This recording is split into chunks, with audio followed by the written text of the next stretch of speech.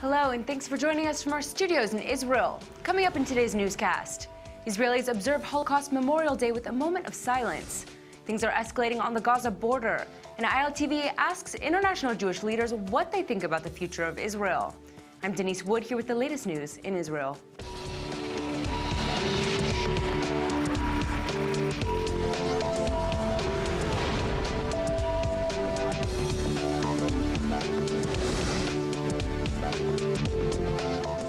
Today is Holocaust Memorial Day in Israel, and the entire country is coming together to mourn and remember those who were lost.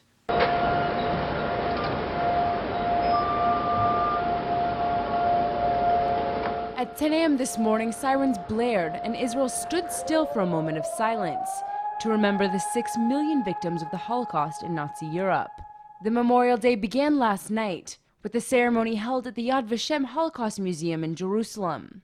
The ceremony began with 6 survivors each lighting a beacon, one for every million Jews that were slain. Prime Minister Netanyahu spoke at the ceremony and denounced Islamist extremists and Europeans for continuing to incite against Jews and question the Jewish state's right to exist. Netanyahu claims the incitement is basically just a new form of anti-Semitism. אסור שהאסון שפקד את עמנו יחזור שנית. במעמד זה, בבירתנו הנצחית ירושלים, אני חוזר ומתחייב, לא תהיה שואה נוספת. Netanyahu went on to charge that in the last years, incitement from Arab extremism has been joined by incitement from the Western world, including British members of parliament. עכשיו, הסתה זו מקורה באסלאם הקיצוני ובעולם הערבי, אבל בשנים האחרונות מצטרפת אליה הסתה לא פחות ארסית מן העולם המערבי. חברי פרלמנט בריטים, בכירים בשוודיה, מעצבי דעת קהל בצרפת, הם עושים יד אחת ביניהם להפיץ את הנגיף האנטישמי מול מטרה אחת, נגדנו, נגד מדינת ישראל, הדמוקרטיה האמיתית היחידה במזרח התיכון. Even though Israel is considered a refuge for Holocaust survivors and the Jewish people in general, President Reuven Rivlin says the country needs to do even more. There are around 200,000 Holocaust survivors still living today in Israel, and nearly a third of them live below the poverty line. While many charitable organizations in Israel and abroad are working to help them, Rivlin says the government still needs to do more. It looks like things are continuing to heat up on the Gaza border, and the Israeli Air Force struck at several Hamas targets overnight. The strike came in response to a number of shooting attacks from Gaza at Israeli soldiers. The IDF says the Air Force struck at 5 Hamas targets in response to mortar fire, including Hamas terror tunnels and training camps. The army says it sees terrorist activities conducted above or below the ground as a violation of Israel's sovereignty, and considers the Hamas terror group to be solely responsible for the terrorist activity. The army claims that quiet on the border is a mutual interest, and that it will try to keep it. Hamas appears desperate to restore the status quo, and issued a statement saying they asked Egypt to help restore calm, and they're ready to maintain a ceasefire. But Hamas is still blaming Israel for the escalation, and the group's deputy leader, Musa Abu Marzouk, says Israel's to blame for sending troops 150 meters inside the border fence, saying that compelled Hamas's resistance forces to intervene. Israel doesn't deny sending troops inside the border, and Israeli defense sources say that incursions were aimed at finding and destroying terror tunnels that would have been used to attack Israelis. Many scholars consider the BDS movement to be a form of anti-Semitism, but it not only hurts Israel. BDS and Arab affairs expert Pinchasim Bari says it's mainly harming the Palestinians. ILTV Steve Leibovitz sat down with him to get the details. They don't care about the Palestinians at all. What they care is about damaging Israeli interest, about what is good for Palestine. They don't care at all whatsoever. And we have to clarify this point because it's a very important point. Because as far as the Palestinians are claiming that they are focusing on settlements, and actually nothing to do with the settlements. Those are industrial zones, Israeli industrial zones, that were established in the West Bank. Why? Because during the terrorist intifada, the Palestinian workers approach their factories inside Israel. So in order to keep the Palestinians jobs and keep them working, so Israel inaugurated several industrial zones in order that the Palestinians will not lose their jobs. And instead of thanking Israel for this goodwill gesture, now Israel is boycotted. And there's nothing to do with settlements. If the industrial zones will be closed down, it will not affect any settlement whatsoever. It will affect the Palestinian economy. And this will give more burden on Europe to support the beggarly Palestinian economy. So instead of creating jobs, Europe is creating losing jobs. So now when we are watching the migration, the huge immigration waves into Europe, so now they have Syria and they have Libya. Very soon, if they continue with the BDS, with these BDS policies, maybe soon they will also have to welcome the Palestinians. So you're saying that the BDS efforts to shut down Israeli-owned businesses in the West Bank, where Palestinians are largely employed, is actually harming the streets, harming the stability of the Palestinian Authority, and could lead to a mass exodus of Palestinians. Exactly. Europe must watch and learn what happened in the Middle East. How the Arab Spring started in the first place, because of the economy. I would to remind everybody, it started in Tunis because of a poor young people who lost his job. It all started because of this. And now, if they are going to shut down the industrial zones, it has nothing to do with settlements whatsoever, they will have to face demonstrations in Ramallah against the Palestinian Authority of people that lost their jobs because of European policies. So what Europe is going to do about it? Pinchas, you're an expert in Palestinian affairs, and as you know, right now the peace process is stalled completely. There's nothing going on with that. But there's also something that I would call normalization between peoples. Yes.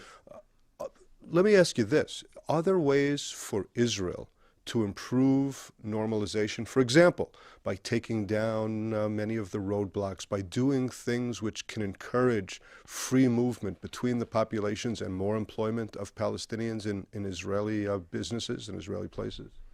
That's exactly what Israel is doing, and this is very good. And despite the terror attacks against the Israelis coming from the West Bank, Israel did not establish more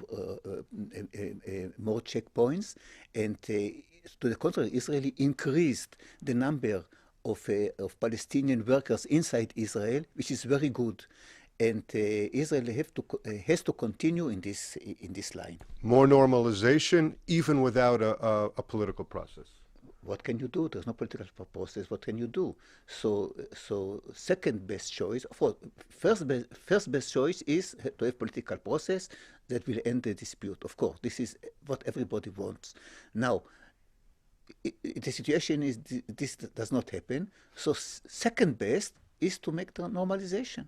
Pinchas Enbari, a Palestinian affairs expert at the Jerusalem Center for Public Affairs. Thanks for being with ILTV. Thank you so much.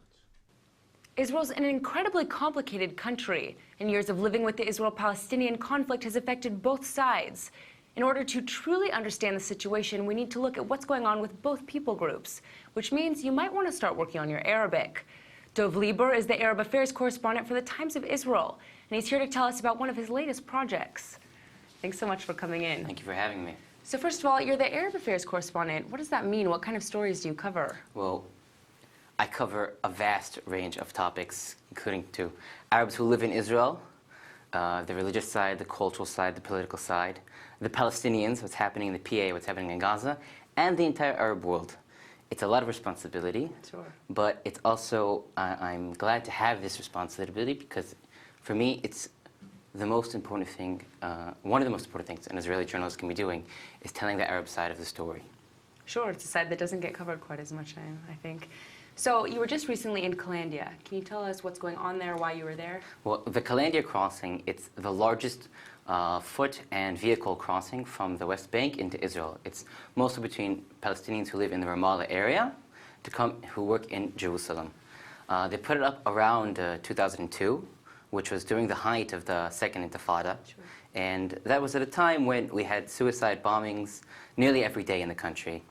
And that was part of the whole defense system to, prevent suicide attacks. Today, you still have up to 10,000 people come through this crossing every day, but it's become infamous for terrible imagery and footage of what goes on at the crossing itself.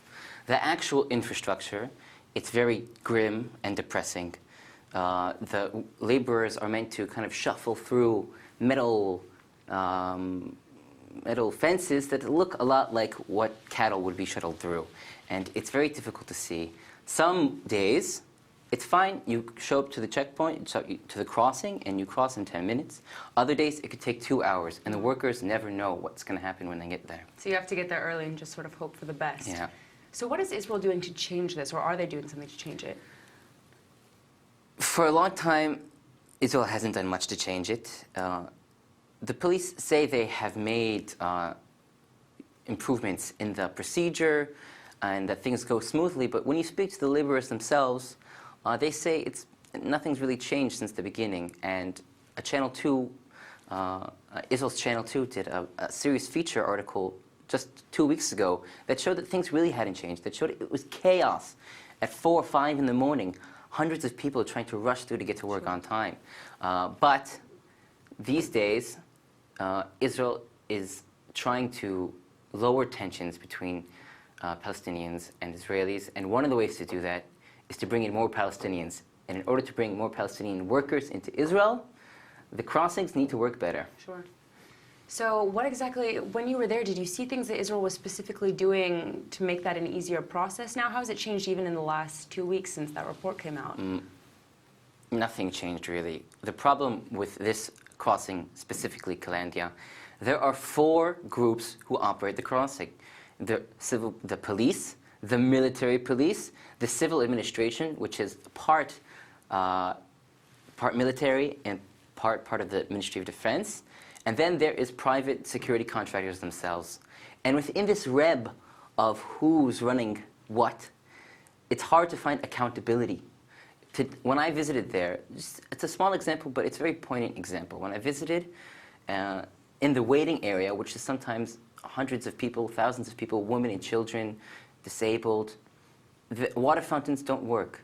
There was one bathroom with one toilet, and it was pretty grim. I don't think most people would ever step foot in such a bathroom. And when I was there, that's the only thing they have. Nobody takes responsibility and no accountability. And when you ask the spokespeople for each branch who's guarding or in charge of the bureaucracy, they say it's somebody else's responsibility. Well, it sounds like we have a lot to work on. I want to take it kind of in a broader look now. You said Israel is trying to bring in more Palestinian workers to defuse the situation. How do you think that will help? Obviously, it's getting more Palestinians into Israel, but how will that change the situation from what it is right now? I'll talk about something one of the workers told me when I was there on Tuesday, and something that Israel's defense officials really believe in, and that is, right now in the West Bank and in Gaza, the high unemployment is incredibly high. And when you can't work, you can't get married. And when you can't get married, there's despair. Despair really fills in. And he says, and the Israeli military officials, and like what this laborer told me, if they can just come to Israel and work and make a decent living and go back home, they're probably not going to do anything. And the last 7-month wave of violence showed us that. Out of the many hundreds of Palestinians who carried out attacks or tried to carry out attacks, only a few of them were actually workers in Israel. And the truth is that of the people who have permits to work in Israel, there are around 50,000. In reality, more than 100,000 Palestinians work in Israel every day. Sure. They come over to Israel illegally. They don't do anything. They don't make a security threat, and they go back home. It almost makes you wonder, what's the crossing for? If more people are crossing illegally into Israel, what's it all for?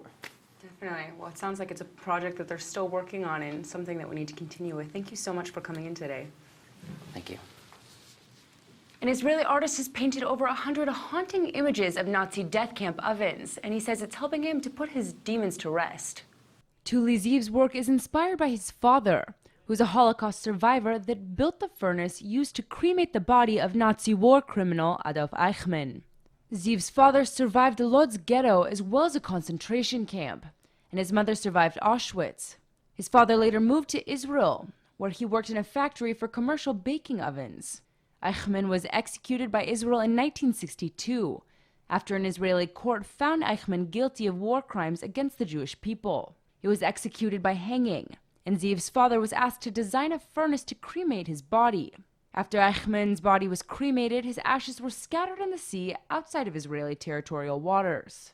אבא שלי סיפר באחד הראיונות שלו לאחר השרפה, שנגמרה השרפה ולקחו את האפר לים, הוא נשאר בכלא רמלה, ליד התנור. התנור עמד על רקע גדרות תיל, והארובות עוד העלו עשן, והתמונה הייתה תמונה, הוא סיפר שהתמונה הזאת הזכירה לו, כל המראה הזה הזכיר לו את בוכנוולד. בוקר אחד בשנת 62, שכבתי, ישנתי באהול כזה, לא הצלחתי להירדם, אבא שלי נכנס לפנות בוקר, ואמר לי, ילד בן 10, הלילה שרפתי את אייכמן. האמת היא, זה היה הלם מוחלט, לא הצלחתי להירדם, ואני חושב שמאז לא הצלחתי להירדם כמו שצריך. זה רדף אותי. Ziv says the entire experience also affected him as a child, and now he paints images of death camp ovens to remember the horrors of the Holocaust. And while the photos are haunting, Ziv says they're an obsession that has helped him to put his demons to rest. התהליך הוא היה מאוד אובססיבי, נכנסתי לסטודיו והוצאתי המון שדים בעצם, כאלה השדים שלא הערתי במשך החיים אצל אבא שלי. דור שני בדרך כלל, אני חושב, לא רוצה להעיר שום דבר. This week, world Jewish leaders are coming together for the International Symposium on the Nuremberg Laws and Trials. ILTV's Natasha Kirchuk is on the second day of her journey in Poland, and she went to see what they have to say about the future of Israel. It's the 70th anniversary of the Nuremberg trials, and I'm here at the Nuremberg Laws International Symposium. While we're taking a look into the dark past of the Holocaust, I want to learn more about what's to come. How do the world's leading Jewish figures envision the future of the Jewish state? Let's find out. Israel must be a secular country. Who is a Jew is defined in Israel politically, not religiously. And I would expand the definition. Anyone is a Jew who wants to live a Jewish life and be part of the Jewish history and Jewish experience and be subject to Jewish persecution when that occurs. And I think we have to be reaching out and being much more inclusive as who we include among Am Yisrael, Medinat Yisrael. People said, oh, it would only last a short while. You see that it continues and it grows. Its population is growing. I think that you see how the Arab world is in an uproar, that there's nobody there that can today destroy Israel. They can harass them. Hezbollah can do a lot of damage, Hamas. But Israel's existence is not in danger today. Young Jews are becoming increasingly disenchanted with Israel because of its negative image in the media. How will this have an impact on the country's future? It's part of the anti-Semitism around the world. You know, today it's not politically correct to be anti-Semitic, but it's super in to be anti-Israeli. And unfortunately, many young people, also Jewish young people, buy the lies of the BDS movement and the distort cover that they see in the media. And we as Israel and as Israel government need to fight it and to say the truth to the world as much as we can. I think it's important to engage with young people, and I think to convey to them that the things that they care about, the universal values that they care about, are being diminished in the demonization of Israel and the Jewish people. I'm not saying that Israel, like any other democracy, should not be held responsible for any violations of human rights and humanitarian law. But the problem is not that anyone should seek to put Israel above the law, but that Israel is being systematically denied equality before the law in the international arena. Do the Jewish people have an obligation to support the state of Israel? Some say yes, but it's not only a Jewish responsibility. Humanity has an obligation to Israel, because we have an obligation, while this may sound banal, but sometimes banalities, are authentically the most compelling of truths. And that is, we have an obligation to protect the only rights-protecting democracy in the Middle East.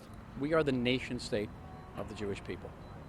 Without the Jewish people, we don't have a reason for existing. And the obligation is two ways.